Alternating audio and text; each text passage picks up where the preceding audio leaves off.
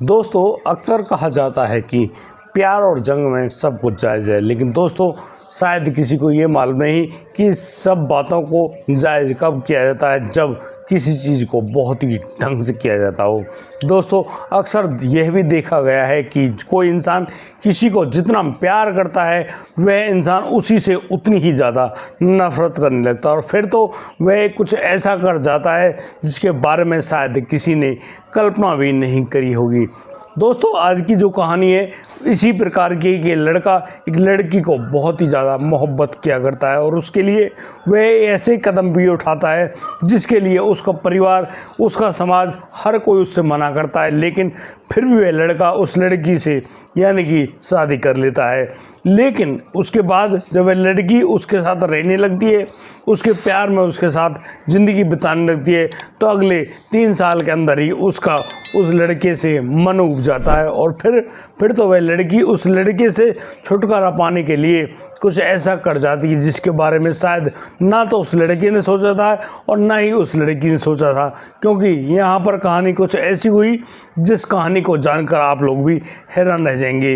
एक लड़की police station पहुँचती है और पुलिस स्टेशन में जाकर काफ़ी ज़्यादा बुरी तरह स्थिति में वह रो रही होती है और पुलिस वालों से कह रही होती है दरअसल उसका जो पति है पिछले 2 दिनों से नहीं मिल रहा है, वह कहाँ पर गया है उसके बारे में उसको कोई भी जानकारी नहीं है। पुलिस वाले उससे पूछते हैं कि भाई तुम्हें जब ये पता है कि तुम्हारा पति कहीं पर गया है तो कोई बात नहीं, 2-1 दिन और रुक जाओ, वो कहीं ना कहीं से लौट कर आ जाएगा। लेकिन वह लड़की कहने लगती है कि उसको डर है कि उसके साथ कुछ अनहोनी ना हो गई हो। अब इस बात को जैसे पुलिस सुनती है तो पुलिस उस लड़की से दोबारा पूछती है कि कहीं तुमने तो कोई अनहोनी नहीं कर दी, क्योंकि आजकल के जो मामले खुलकर सामने आ रहे हैं वहाँ पर एक बात सामने पता चलती है कि कहीं ना कहीं लड़कियाँ अपने प्रेमियों के साथ, पत्नी अपने पतियों के साथ कुछ ऐसा कर दे रहे हैं जिनके बारे में शायद लोग सोचकर भी डर जाते हैं। कहीं ऐसा तो नहीं कि तुमने अपने पति से छुटकारा पाने के लिए उस पति के साथ ही कुछ ऐसा कर दिया जो कि अनैतिक हो। अब यहाँ पर वह लड़की कहने लगती है कि नहीं साहब, आप ऐसा उसके बारे में बिल्कुल नहीं सोच सकते, क्योंकि वह तो उस लड़के से प्यार करती है और इतना प्यार करती है कि उन लोगों ने अपने परिवार की मर्ज़ी के खिलाफ एक दूसरे से शादी कर ली और बस बड़े ही प्यार से, बड़े ही ढंग से वो लोग रह रहे हैं। अब तो वह लड़की अपने पति का फ़ोटो निकालती है और उनको देते हुए कहती है कि ये उनका पति हिमांशु है, आप ये देख लीजिए और उसके पति को ढूंढ निकालने में उसकी पूरी मदद कीजिए। अब पुलिस उस लड़के का हुलिया, फ़ोटो वगैरह सब कुछ तो ले लेती है और अब आगे उस लड़की से कहती है कि कोई बात नहीं, आप बेफिक्र रहो, हमें जो भी जानकारी मिलेगी हम आपको ज़रूर देंगे। दोस्तों ऐसा सुनकर वह जो लड़की है अब तो उस पुलिस स्टेशन से यानी अपने घर की तरफ रवाना हो जाती है। लेकिन यहाँ पर जो पुलिस पूरी जांच करती है तो उसके सामने एक ऐसा खुलासा सामने आता है जिसको सुनकर आप लोग भी दंग रह जाएंगे। और दोस्तों मेरी विनती है आप इस कहानी को अंत तक ज़रूर देखें। नमस्कार, आदाब, सत श्री अकाल दोस्तों, स्वागत है आपका हमारे यूट्यूब चैनल किस्से क्राइम के।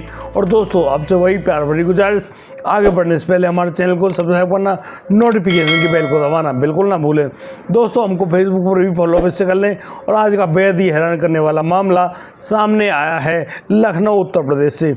दोस्तों लखनऊ उत्तर प्रदेश का जो देहात एरिया, वहाँ पर रहने वाला वह लड़का हिमांशु जब एक शादी के फंक्शन में गया हुआ था, वहाँ पर उसका पूरा परिवार आता है, क्योंकि ये जो बातें हैं ये बता रहा हूँ मैं आपको सन 2018 की। वहाँ पर पूरा परिवार जब उस शादी के फंक्शन को अटेंड करने के लिए पहुँचा, वहाँ पर एक उनका पुराना यानी कि दूर का रिश्तेदार उनसे मिलता है, यानी कि उस लड़के हिमांशु का पिता उन रिश्तेदार से मिलकर ऐसे मिल रहे हैं जैसे कि वर्षों के बाद उनकी यह मुलाकात हुई हो। और वह जो मुलाकात है इतनी बढ़िया है कि सभी लोग एक दूसरे से मिल रहे हैं, सभी लोग बातचीत कर रहे हैं और बस एक दूसरे का हालचाल पूछ रहे हैं। दोस्तों उन्हीं रिश्तेदारों में वह लड़की जिसका नाम पायल होता है, पायल जो दिखने में बिल्कुल एक परियों जैसी लग रही थी, बहुत ही खूबसूरत नई उम्र की लड़की, और तो और वह एयर होस्टेस की तैयारी भी कर रही थी, यानी कि फुली मेंटेन्ड बॉडी भी, जो चेहरे का कलर भी है, सब कुछ ऐसे मेंटेन बिल्कुल एक परियों जैसी। और तो और उसके जो कपड़ों ने उसकी खूबसूरती में 4 चांद लगा दिए थे। दोस्तों जहाँ पर वह लड़का हिमांशु अपने परिवार के साथ गया था, वह उस लड़की को देखता है और बस देखते ही रह जाता है, यानी कि वह उसकी जो निगाह है वह उस लड़की के ऊपर से नहीं हटती है। कहीं ना कहीं वह बहुत कुछ सोच रहा है उस लड़की के बारे में, और इसी प्रकार से सोचते हुए वह भी बस उस लड़की के पास जाता है। उस लड़की से जब अपना इंट्रोडक्शन कराता है तो बताता है कि वह भी पढ़ाई कर रहा हो, पढ़ाई करने के बाद आगे की जो कॉम्पिटिटिव एग्ज़ाम होते हैं उसमें भी वह एग्ज़ाम देने वाला है। इस बात को सुनकर वह लड़की भी कहीं ना कहीं बहुत ही ज़्यादा खुश होती है, क्योंकि बिल्कुल सुंदर शालीन लड़के को देखकर कहीं ना कहीं उसके मन में भी प्रसन्नता के भाव निकल आते हैं। दोस्तों, जैसे कि हिमांशु और पायल एक दूसरे से बहुत सारी बातचीत करना शुरू कर दिए थे, उन दोनों को एक दूसरे की बातों में इंटरेस्ट आने लगा था। कहीं ना कहीं उन दोनों के मोबाइल नंबर भी उनके साथ एक्सचेंज हो जाते हैं, और इसी प्रकार से जब उनके मोबाइल नंबर एक दूसरे के साथ मिले हैं, अब तो वो मोबाइल पर भी घंटों घंटों बातचीत करना शुरू कर देते हैं। सिलसिला तो थोड़े समय से हुआ था, लेकिन ये सिलसिला बहुत ही लंबे अंतराल पर पहुंच गया था, और वो दोनों घंटों घंटों एक दूसरे के साथ मोबाइल पर बातचीत भी किया करते हैं। दोस्तों, जिस प्रकार से उनकी बातचीत होने लगी, कहीं ना कहीं उनकी दोस्ती अब प्यार में तब्दील होने लगी थी, और इसी प्यार के चलते वो दोनों एक दूसरे को इतनी बुरी तरह से चाहने लगते हैं, बस उनको लगता है कि वो एक दूसरे के बिना नहीं रह पाएंगे। और दोस्तों, एक दिन हद तो तब हो जाती है जब उस हिमांशु को वह लड़की पायल अपने पास बुलाती है। दरअसल वह अपनी एयर होस्टेस की ट्रेनिंग के लिए गई हुई होती है अपने इंस्टीट्यूट।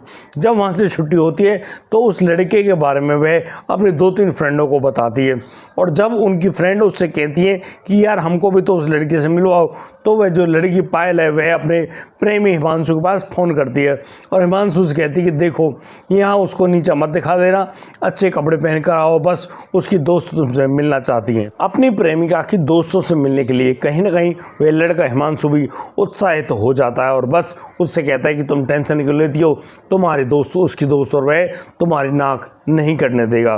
वह बहुत ही अच्छे कपड़े पहनता है और बस मोटरसाइकिल लेकर पहुंच जाता है अपनी उस पायल सोनकर की जो इंस्टीट्यूट है उसके नज़दीक। दोस्तों, यहाँ पर 3-4 लड़कियाँ पायल के साथ मौजूद होती हैं, और अब सभी लोग एक यानी कि रेस्टोरेंट में बैठ जाते हैं। वहाँ पर खाने पीने का सामान मंगाया जाता है, और यहाँ पर सभी लोग यानी कि एक दूसरे से परिचय करवा रहे होते हैं, बातचीत कर रहे होते हैं, और सभी लोग कहते हैं कि वाह पायल, तुमने जो लड़का चुना है अपने लिए सबसे बढ़िया है कि यह खूबसूरत भी है और सच्चा भी है। अब जिस प्रकार से वह पायल अपने दोस्तों से अपने यानी कि प्रेमी की बड़ाई सुनती है, कहीं ना कहीं वह भी सोचने लगती है कि वाकई में उसका जो प्रेमी है वह है ही बड़ाई लायक। करीब 1 घंटे वो लोग उस रेस्टोरेंट में रुकते हैं, और अब वो लोग अपने अपने घर जाने के लिए कहने लगते हैं। वो जो 3 दोस्त थी वो तो चली जाती अपने घरों की ओर, और उधर रह गई थी पायल और हिमांशु। हिमांशु पायल से कहता है कि तुम कहो तो मैं तुम्हें तुम्हारे घर तक छोड़ दूँ, लेकिन पायल उससे कहती है कि घर किसको जाना है, आज तो आपसे मिलने का मौका मिला और तुम उसको घर ले जाने की बात करते हो, चलो आज हम मौज मस्ती करते हैं। और दोस्तों, इस बात को सुनकर वह जो पायल है वह हिमांशु के साथ मोटरसाइकिल बैठकर एक पार्क में घूमने के लिए रवाना हो जाती है। दोस्तों, उस पार्क में वो लोग गए हैं, उनकी मुलाकात हुई है और एक दूसरे को वो चूम भी लेते हैं, लेकिन उनके शरीर में उठ रही वह जो भावना है उसको वो रोक नहीं पाते हैं। और अब तो वो लोग वहाँ से उठते हैं और बस एक होटल की तरफ चलने लगते हैं। यहाँ जो वह लड़की पायल है वह उस होटल के खर्चे को उठाती है और उस होटल में एक कमरे को ले लिया जाता है। दोनों उस होटल के कमरे में यानी कि खूब ज़बरदस्त तरीके से रंगरलियाँ मनाते हैं, और जैसे कि यहाँ उनके प्यार में यह जो नया छौंक लग गया था जिसे यानी कि संबंध कहते हैं, इन संबंधों को बनाते कहीं ना कहीं वह जो पायल है वह अपने प्रेमी से दूर नहीं होना चाहती। और जब वह हिमांशु अपने प्रेमिका पायल को उसके घर में छोड़ने के लिए गया तो उस मोटरसाइकिल से उतरते ही पायल अपने प्रेमी को जाते देखकर रोने लगी। दोस्तों, उनके इन प्यार की जो कंडीशन है वह इस प्रकार से घनिष्ठता की तरफ बढ़ रही थी, यानी कि वो दोनों एक दूसरे से बिल्कुल भी दूर नहीं रहना चाहते थे। जिस प्रकार से वो लोग आगे बढ़ रहे थे, उनके आगे बढ़ने में अब तो वह जो हिमांशु अपने परिजनों से कहने लगता है कि देखो, उसकी शादी के लिए तुम्हें कहीं भी जाने की या किसी लड़की का रिश्ता लेने की ज़रूरत नहीं है। दरअसल वह उस लड़की पायल से मोहब्बत करता है और उसी से शादी करेगा। दोस्तों, इस बात को जैसे ही उस हिमांशु का पिता सुनता है वह साफ शब्दों में मना करता है कि भाई ऐसा है, यह काम तू बिल्कुल मत करना, वरना यहाँ पर कहानी ख़राब हो जाएगी। हम पुराने और दूर के रिश्तेदार भले ही हों, लेकिन हमारी यारी दोस्ती बहुत ही अच्छी है और इस प्रकार के कदम को उठाकर तुम हमारे संबंधों को बिगाड़ दोगे। और जैसे कि वह जो हिमांशु है वह उस पायल के प्यार में पागल हो गया था। बस वह अपने पिता से भी साफ कहता है कि देखो उसको बगावत ना करनी पड़ जाए, उसको कहीं उस लड़की के साथ भागना ना पड़ जाए, इसलिए उसको मजबूर ना करो। और वह शादी करेगा तो सिर्फ और सिर्फ पायल से, अन्यथा उसके बारे में ऐसा विचार सोचना भी मत। दोस्तों कहीं ना कहीं वह पायल भी अपने घर में इसी प्रकार की बातें करने लगती है। उसका भी उसके परिजन विरोध करते हैं, लेकिन वह जो लड़की पायल है और जो वह लड़का यानी कि हिमांशु है किसी की भी नहीं सुनते हैं और बस एक दिन एक ऐसा फैसला ले लेते हैं कि दोनों भागकर शादी कर लेते हैं। जिस प्रकार से उन्होंने एक दूसरे से शादी करी है, अब तो वो लोग यानी कि एक साइड में रहने लगते हैं, किराए पर कमरा लिया जाता है और बस वो लोग उनके जो परिजन हैं उनको ऐसे रहता देख उनसे भी नहीं रहा गया और वो उनकी अब कोर्ट मैरिज करा देते हैं। कोर्ट मैरिज करने के बाद अब तो उनको सर्टिफिकेट मिल गया। यहाँ पर वह जो लड़का है हिमांशु अपनी प्रेमिका पायल के साथ बड़े ही खूबसूरत तरीके से रहने लगता है। दोस्तों जिस प्रकार से वह पायल अपने एयर होस्टेस की कोर्स कर रही थी, वह अपने शरीर को काफ़ी ढंग से बना के रखना चाहती थी, मेंटेन करना चाहती थी। यहाँ पर वो लोग भी यानी कि एक दूसरे का खूब सारा ख्याल रखते हैं और वह जो लड़की पायल है वह अपनी ट्रेनिंग पूरी कर रही होती है, लेकिन उस ट्रेनिंग को पूरी करने के लिए पैसों की ज़रूरत और इन्हीं पैसों को कमाने के लिए वह हिमांशु भी यानी कि एक कंपनी में काम करने लग गया था। दोस्तों जहां उसको एक अच्छी पढ़ाई करनी चाहिए थी, वह एक कंपनी में यानी कि अपनी पत्नी के लिए पैसे कमाने लगा। यह उसके लिए एक माइनस पॉइंट था, लेकिन वो करता भी क्या, क्योंकि भाई उसको उसकी जो प्रेमिका अपनी पत्नी की भाई भरण पोषण भी तो करना है। अब उसके लिए पैसे की आवश्यकता है और पैसा कमाने के लिए उसको कोई ना कोई काम तो करना ही पड़ेगा। वह जिस प्रकार से वहाँ पर काम कर रहा है उसी काम को चलते उसकी नौकरी भी लग जाती है और वह थोड़ा बहुत कमाने भी लगता है। लेकिन यहाँ जब साल 2019 आती है तो उसी समय जब कोरोना आया था साल 2020 में लग जाता है लॉकडाउन, और लॉकडाउन के चलते ना जाने कितने ही लोगों की नौकरियां छूट गई। उन्हीं में एक लड़का भी होता है हिमांशु। हिमांशु की भी नौकरी छूट जाती है। हिमांशु काफ़ी ज़्यादा दुखी परेशान है और यहाँ पर वह लड़की भी पायल उससे कहती है कि तुम ज़्यादा मत घबराओ, उसके पास कुछ चीज़ें ऐसी है जिससे वो तुम्हारी मदद करेगी। दोस्तों जैसे कि ये लड़की पायल है अपने कुछ सोने के जो जेवरात होते हैं उनको, जिनको अपने घर से वह लेकर आई थी, अब तो उस लड़के यानी कि हिमांशु को दे दो। कहती है कि ये लो, इनको बेच दो और जो भी पैसे तुमको मिलते हैं उनसे कोई अपना काम धंधा करना शुरू कर देना। अब तो वह जो लड़का हिमांशु भी है पहले तो मना करता है, लेकिन बाद में वह भी सोच रहा होता है कि यदि उसने ऐसा नहीं किया तो उसका गुजारा कैसे होगा। अब तो वह आगे बढ़ता है और बस एक ई रिक्शा खरीद लाता है और ई रिक्शा चलाकर अपने परिवार का भरण पोषण करने लगता है। धीरे धीरे हिमांशु ने जब ई रिक्शा खरीदा तो यह बात उस लड़की यानी कि पायल को बहुत ही बुरी लगती है, लेकिन वह अपने उस प्रेमी अपने पति हिमांशु से कुछ भी नहीं कह पाती है। वह सोचने लगती है कि जहाँ वह एयर होस्टेस है वहीं उसका जो पति है वह रिक्शा चलाता है।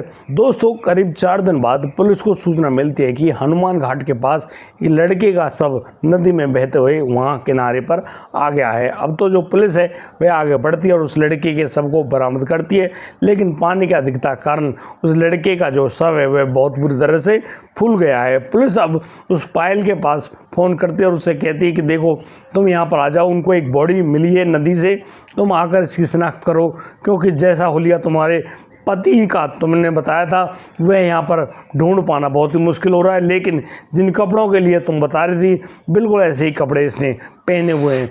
अब तो कहीं ना कहीं पायल इस जानकारी को पाकर बहुत ही ज़्यादा दुखी होती है, रोती पीटती वहाँ पर पहुँचती है और बस उन कपड़ों को देखकर वह कहने लगती है कि हाँ यही उसका पति हिमांशु है।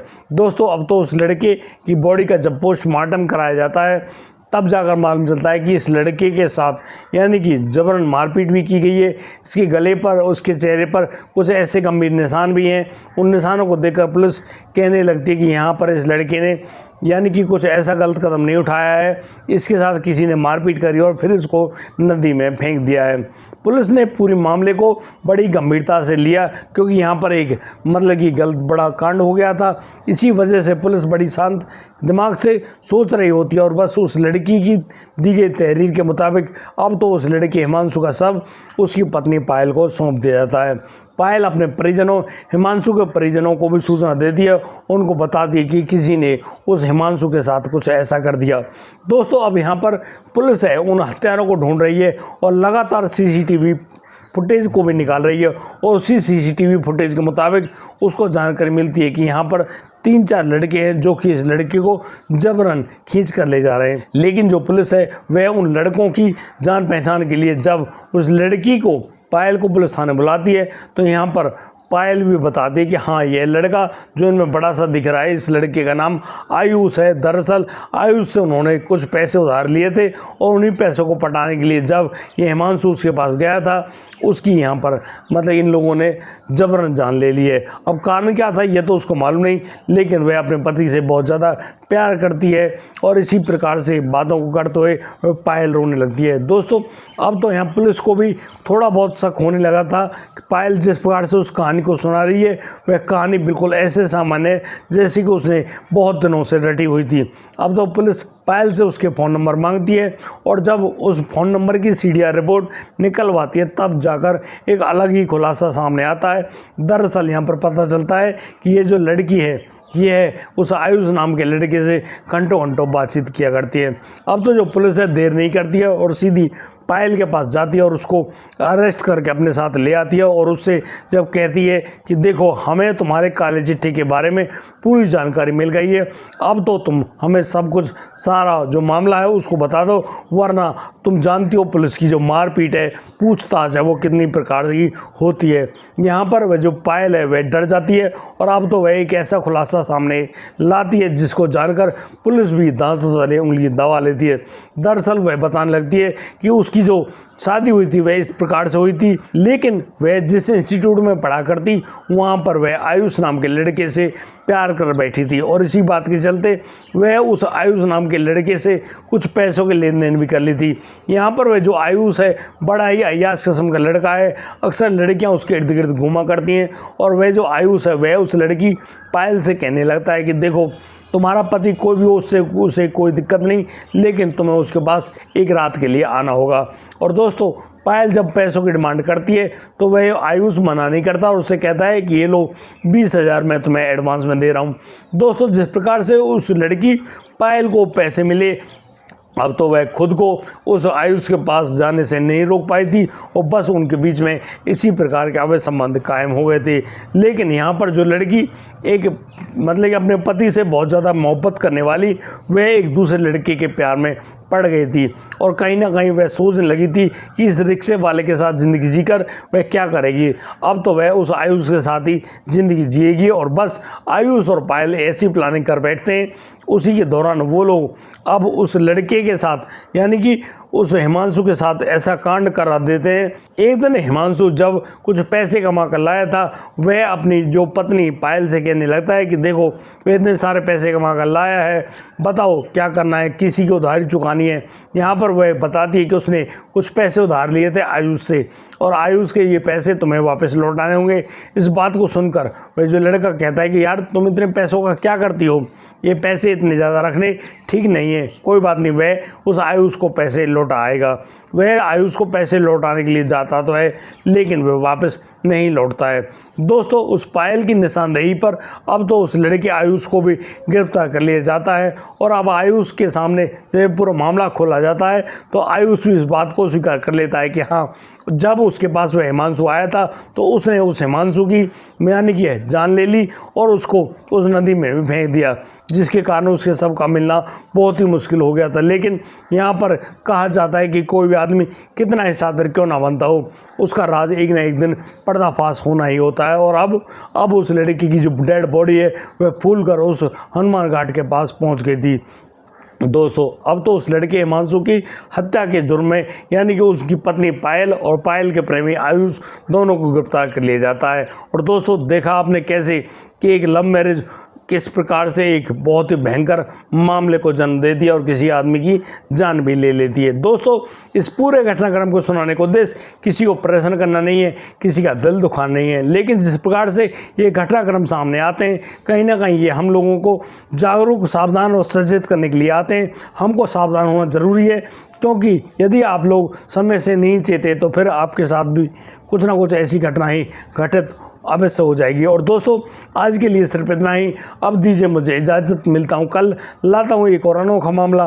तब तक के लिए आप बढ़िया रहें, बेहतरीन रहें, अपना और अपने परिवार का बखूबी ख्याल रखते रहें। जय हिंद, जय भारत।